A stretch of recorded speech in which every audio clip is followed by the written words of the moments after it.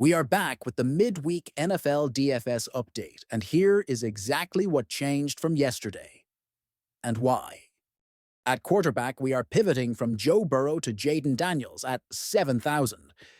We made this move for three reasons. First, Daniels carries a dash rank of 100 with a 22-point projection and a 22 fantasy points per game, baseline backed by three straight of 26, 25, and 22, which makes the projection reliable. Second, he draws the Giants, who have one of the worst defenses overall by opponent rank at 20, and his rushing upside adds a path to a slate-breaking ceiling at only 11.57% ownership. Third, the news cycle is a green light.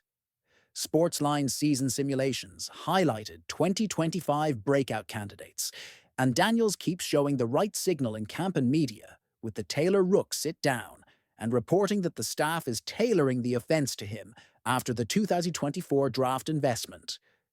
That combination of leverage, matchup, and multidimensional ceiling is why we are moving off Burrow today. At running back, we are staying with Devon Achane at 6,900. Nothing changed in the thesis. Indianapolis have one of the worst defenses overall by opponent rank at 28. Achane holds a dash rank of 100 with an 18-point projection, and the volatility profile we want is intact with a recent 6, 34, and 15. Projected ownership is 18.87%, which we can eat because the ceiling is unique in this spot. Miami coach Mike McDaniel offered a crucial update earlier in the week, per multiple reports, so we will keep an eye on any late Dolphins backfield notes. But the play stands. At wide receiver, we are keeping Ja'Marr Chase at 8,100 even though we moved off the Burrow stack. Cleveland have one of the worst defenses overall by opponent rank at 23. Chase carries a dash rank of 100 with a 20-point projection and a 25 fantasy points per game average, with recent logs of 22, 22, and 18. Ownership has cooled to 7.2%, turning him into premium leverage on raw ceiling. The headlines about switching from Nike to Fabletics and the Bengals reporting to camp do not impact his target share. We still want exposure. At tight end, we are changing from Kyle Pitts to Trey McBride at 6,200. This is a roll and signal upgrade.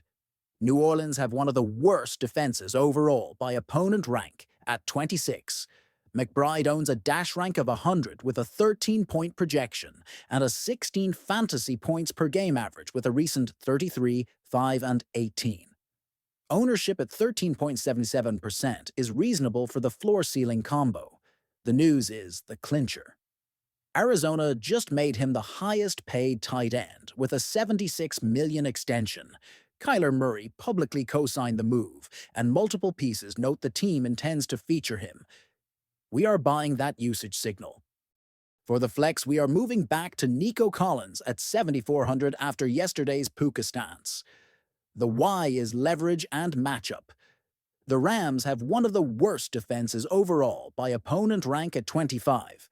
Collins has a dash rank of 100 with an 18-point projection and a 19 fantasy points per game baseline, with recent 13, 28, and 9.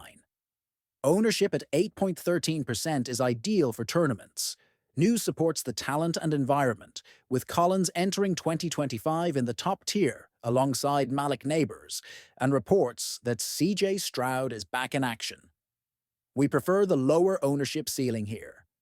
On defense, we are pivoting from the Packers to the Dolphins at 2,700. We are chasing price-adjusted upside with low ownership. The Colts have one of the worst defenses overall by opponent rank at 20. Miami project for 6 points at just 1.37% ownership, and the salary relief lets us keep the Daniels-Collins-McBride cores intact. We will welcome any late-week offensive line or pace notes for a push, but the current math already fits. Now the value pool and how it changed from yesterday.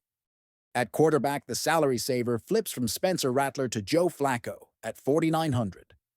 Cincinnati's opponent rank is 24, which means one of the worst defenses overall for his matchup context. He carries a dash rank of 100 with a 16-point projection, 13.1% ownership, and a recent 21 with 2 blanks preceding as the preseason reset.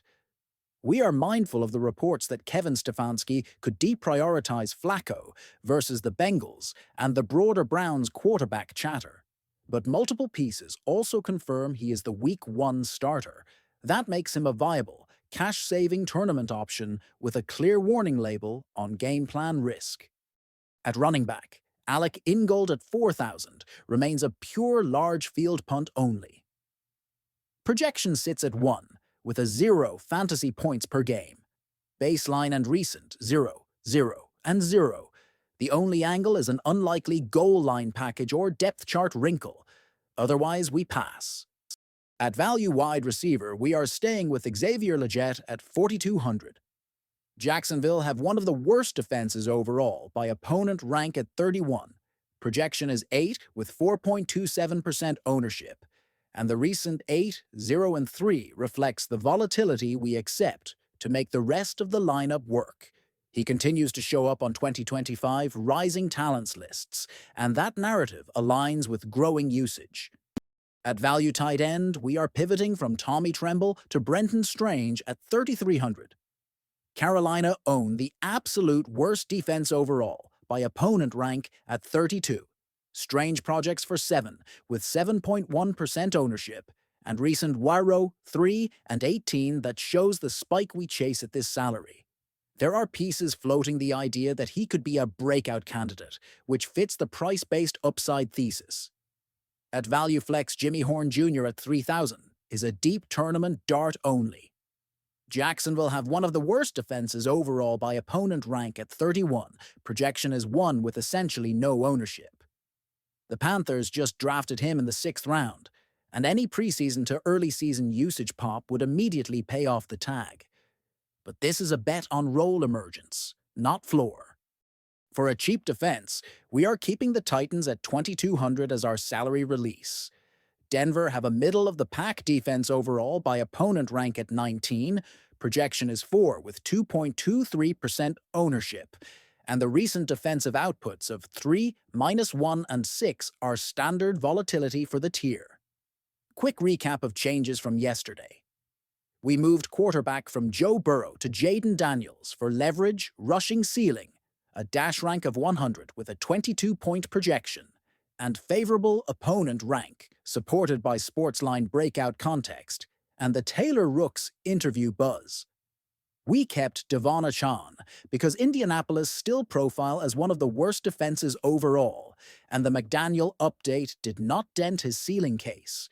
We kept Ja'Marr Chase as a one-off, since his ownership dropped and the Browns remain a favorable spot. We pivoted tight end from Pitts to Trey McBride, because the Cardinals' extension and Kyler's public backing signal elite usage in a soft opponent rank. We moved flex back to Nico Collins for low ownership ceiling against one of the worst defenses overall with CJ Stroud back. We switched defense from the Packers to the Dolphins for price-adjusted upside at minimal ownership.